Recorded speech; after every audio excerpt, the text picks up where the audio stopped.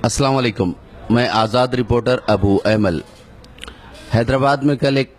ऐसा वाक़या पेश आया जहां पर निकाह से कुछ देर पहले नौशा इस वजह से निकाह करने से इनकार कर दिए कि वो उनकी जो फरमाइश थी कि निकाह से पहले प्लाट के कागजात दिए जाए, उस शर्त को पूरा न करने पर उस दूल्हे ने निकाह करने से इनकार कर दिया। लेकिन उसी महल्ले का एक नौजवान लड़का जो हाफिज कुरान है वो आगे आया और उस लड़की से निकाह किया। आइए इस वाक़े पर हैदराबाद के मशहूर शख्सियत मौलाना हुसैन शहीद साहब से गुफ्तगू करते हैं।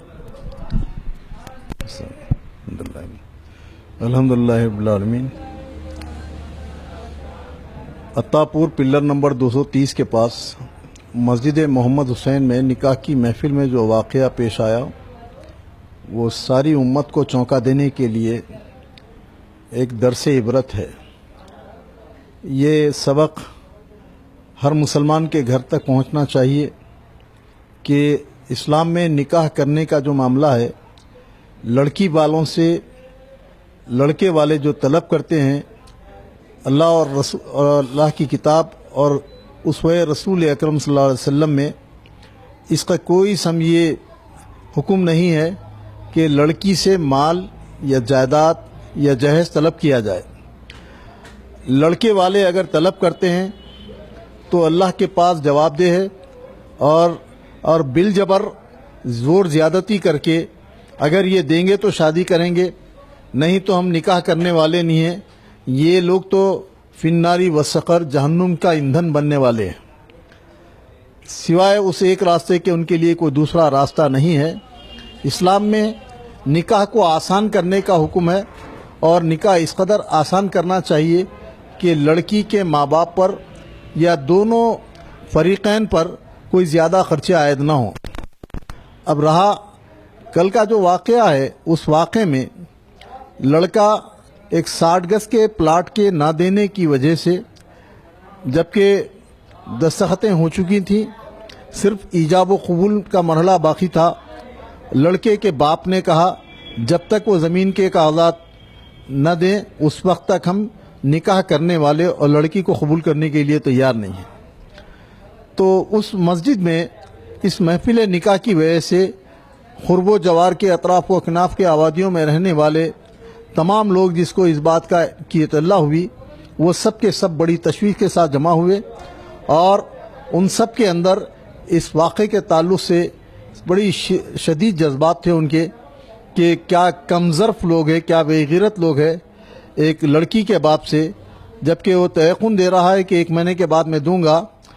और जब तक कागज़ात नहीं दिए हम निकाह करने वाले नहीं हैं। इस अंदाज से पूरी महफिल निकाह में एक उधम मच गई और उसके बाद सारे लड़के और लड़के का बाप उस महफिल निकाह से उठ गए। और इस आलम में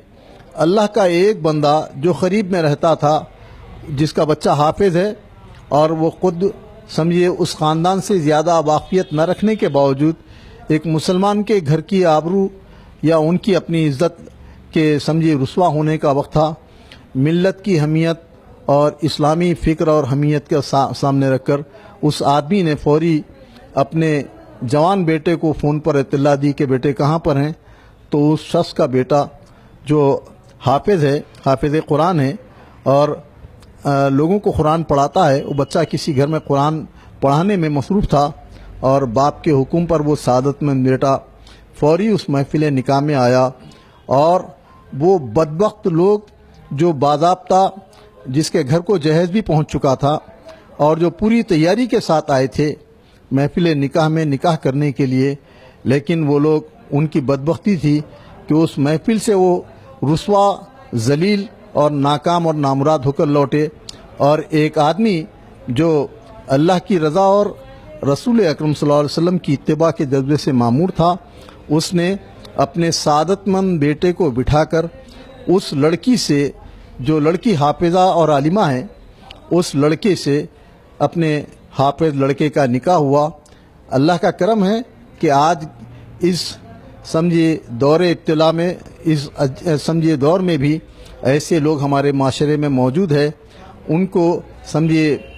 खराज तहसीन पेश करना चाहिए, उनकी हौसला अफजाई करना चाहिए, उनको सराहना चाहिए। लेकिन वो लोग